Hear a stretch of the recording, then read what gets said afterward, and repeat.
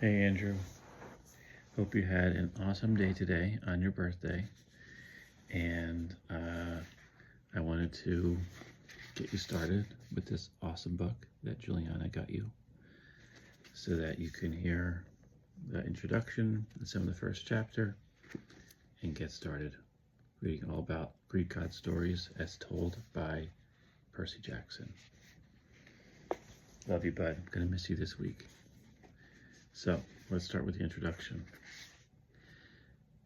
I hope I'm getting extra credit for this. A publisher in New York asked me to write down what I know about Greek gods, and I was like, can we do this anonymously? Because I don't need the Olympians mad at me again. Hope you're following along, by the way, in the book.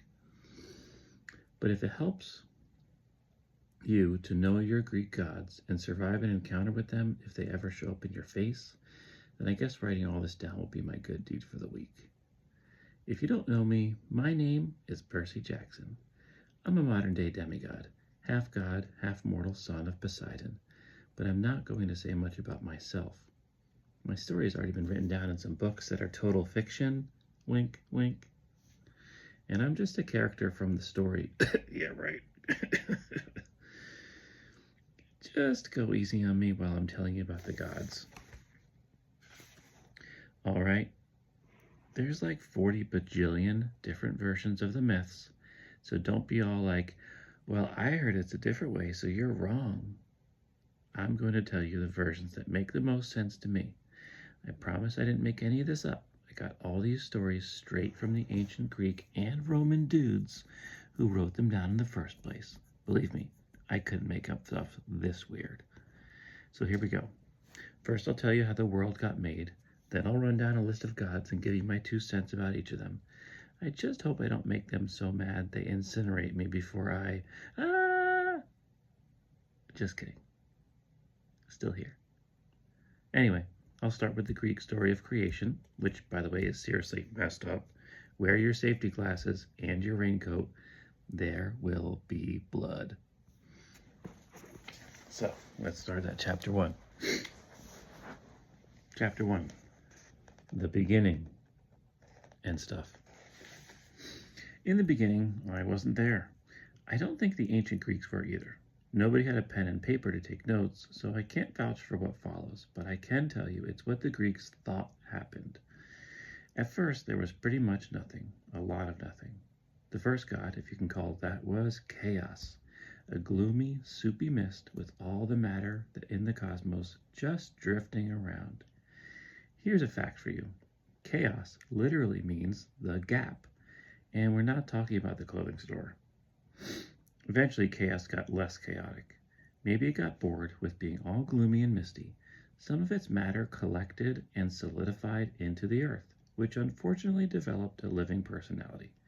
She called herself Gaia, the Earth Mother. Now, Gaia was the actual Earth, rocks, hills, valleys, the whole enchilada. But she could also take on a human-like form. She liked to walk across the earth, which was basically walking across herself, in the shape of a matronly woman with a flowing green dress, curly black hair, and a serene smile on her face. The smile hid a nasty disposition. You'll see that soon enough. After a long time alone, Gaia looked up into the misty nothing above the earth and said to herself, you know what would be good? A sky. I could really go for a sky. And it would be nice if he was also a handsome man I could fall in love with, because I'm kind of lonely down here with just these rocks. Either chaos heard her and cooperated, or Gaia simply willed it to happen. Above the earth, the sky formed, a protective dome that was blue in the daytime and black at night. The sky named himself Oranos, and yeah, that's another spelling for Uranus. There's pretty much no way you can pronounce that name without people snickering. It just sounds silly, wrong. Why didn't he choose a better name for himself, like Deathbringer or Jose? I don't know, but it might explain why Oranos was so cranky all the time. Like Gaia, Oranos could take human shape and visit the Earth, which was good because the sky is way up there and long-distance relationships never work out. In physical form, he looked like a tall, buff guy with long, dark hair. He wore only a loincloth, and his skin changed color, sometimes blue with cloudy patterns across his muscles, sometimes dark with glimmering stars. Hey, Gaia dreamed him up to look like that. Don't blame me. Sometimes you'll see pictures of him holding a zodiac wheel, representing all the constellations that pass through the sky over and over for eternity. Anyway, Uranus and Gaia got married. Happily ever after? Not exactly. Part of the problem was that chaos got a little creation happy. It thought to its misty, gloomy self, hey, earth and sky, that was fun. Wonder what else I could make. Soon it created all sorts of other problems, and by that I mean gods.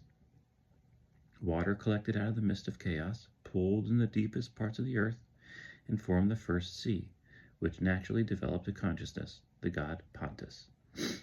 Then chaos really went nuts and thought, I know, how about a dome like the sky but at the bottom of the earth?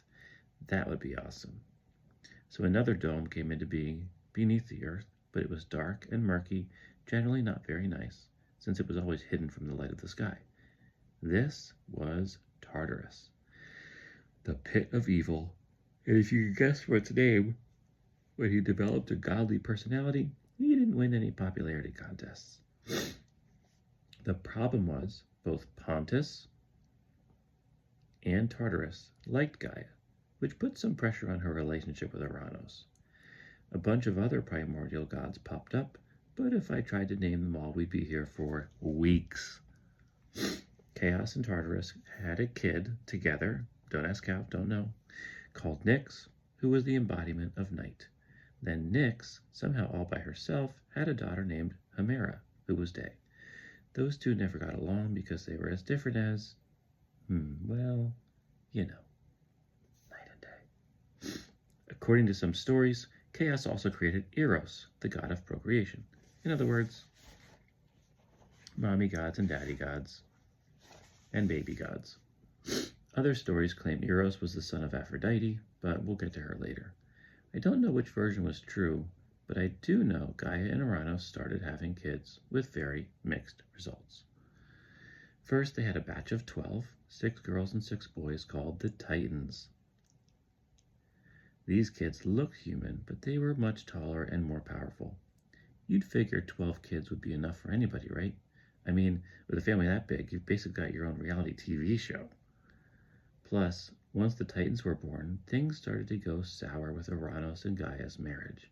Uranus spent a lot of time hanging out in the sky, didn't visit, didn't help with the kids. Gaia got resentful, the two of them started fighting. As the kids grew older, Uranus would yell at them and basically act like horrible dad. A few times, Gaia and Uranus tried to patch things up. Gaia decided maybe if they had another set of kids, it would bring them closer. I know, right? Bad idea. She gave birth to triplets. The problem? These new kids defined the word ugly. They were as big and strong as Titans, except hulking and brutish, in desperate need of a body wax. Worst of all, each kid has a single eye in the middle of his forehead. Single eye, middle of the forehead. You catching? Talk about a face only a mother could love. Well, Gaia loved these guys. She named them the Elder Cyclopes, or Cyclopes, and eventually they would spawn a whole race of other lesser Cyclopes, but that was much later. When Uranus saw the Cyclops triplets, he freaked. These cannot be my kids. They don't even look like me. They are your children, Gaia screamed back. Don't you dare leave me to raise them on my own. Oh, don't worry, I won't, Uranus growled. He stormed off and came back with thick chains made from the night sky's pure darkness.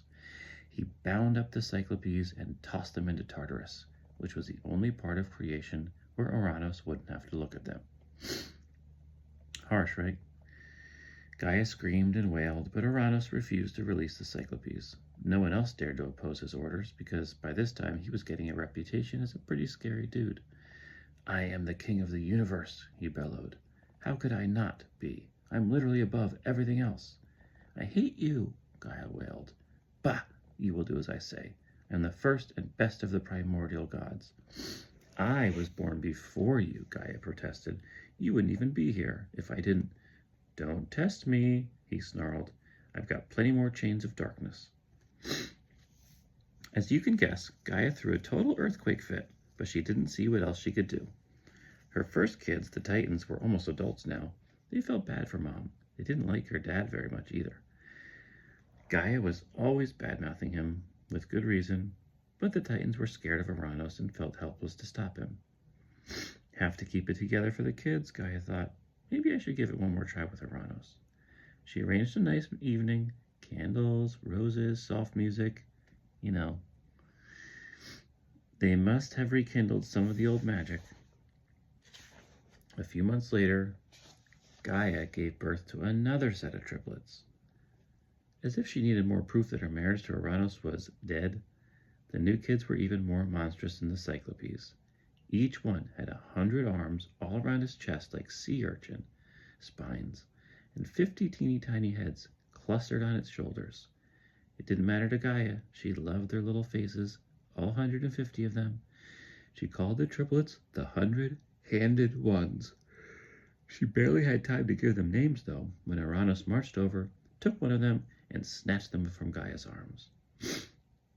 Without a word, he wrapped them in chains and tossed them into Tartarus like bags of recycling. Clearly, the Sky Dude had issues. Well, that was pretty much it for Gaia. She wailed and moaned and caused so many earthquakes that her Titan kids came running to see what was wrong.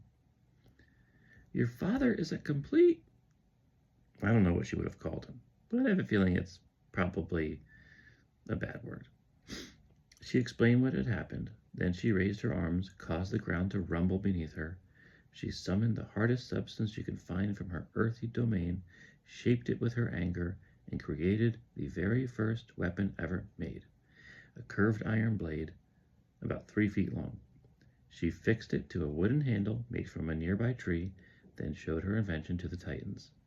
Behold, my children, she said, the instrument of my revenge. I will call it a scythe. You probably remember where this is going.